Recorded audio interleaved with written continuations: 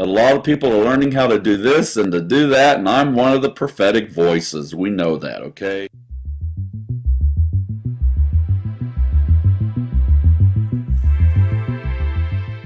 Hello and welcome to Long for Truth. My name is Daniel Long.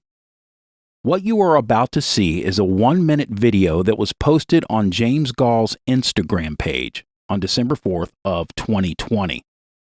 Now, this video is part of a series of fundraising videos for Gall's ministry, and I put ministry in air quotes. His ministry is called God Encounters Ministries. Those who took part in this fundraising campaign include Gall himself, Cindy Jacobs, Cheon, and the woman who made the video that you are about to see, Laura Harris Smith.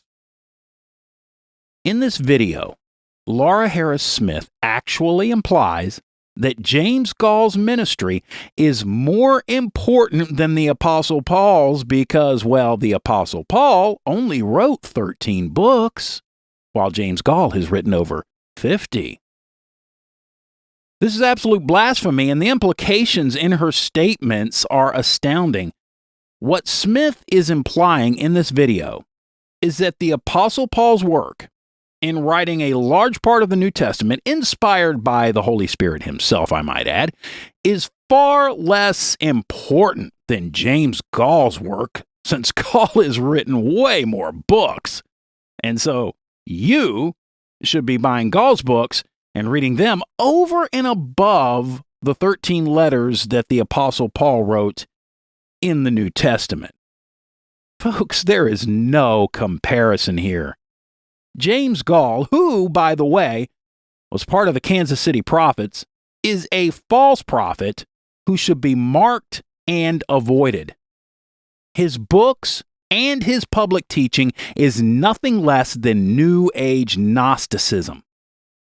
And just in case you didn't know, before James Goll was a seer, and I'm putting seer in air quotes, Gall used to see ghosts. That's right. James Goll claims that he used to be haunted by ghosts.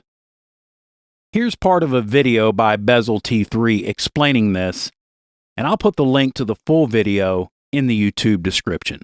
You know, I didn't start out as a seer. I started out in the faith as a kid, growing up with a mother who was a strong intercessor, and she birthed me into these supernatural realms of things through her prayers. But I started out more on having apparitions and things of haunting. So James says that as a kid he was birthed into the supernatural realm of things through the prayers of his mother. Now that tells me right away that James Goll comes from a Pentecostal signs and wonders background. Now, do you know what an apparition is? Well, an apparition is a supernatural appearance of a ghost, sometimes called a specter or a phantom. So an apparition of the haunting was like demonic visions and encounters? And I would have like apparitions of people standing at the end of my bed. And I see dead people. Now, this little bit of childhood background should offer some clues for us. James, from a very early age, was introduced to the realm of the supernatural by his mother, as he said. He started out in the faith, but was having visions of ghosts. Now, that is very curious stuff. You see, in 1 Samuel 28, we find King Saul going to war against the Philistines, but the Lord was not with him, so he decides to consult the witch of Endor. He orders her to call up the spirit of Samuel the prophet from the dead in order to receive a prediction of the outcome of the battle. She does this, and she says, "I see a god," small g, "coming up out of the earth." This activity is forbidden by God. In Leviticus 19 we read, "Do not turn to mediums or necromancers," people that raise people or bring people back from the dead, their spirits anyways. "Do not seek them out or make yourselves unclean by them. I am the Lord your God." Now, to the question of whether or not this was actually the spirit of Samuel or a demon pretending to be Samuel, well, that's not the point right now. What is the point is that for a Christian to be seeing spirits of dead people is not only in the realm of the supernatural, it's in the realm of the occult. Satan and his demons are liars and want nothing more than to spread confusion in the mind of the Christian, who open their minds up to the things of the occult. And friends, there is such a realm. The problem is, what most people who dabble in this stuff think is from God is not.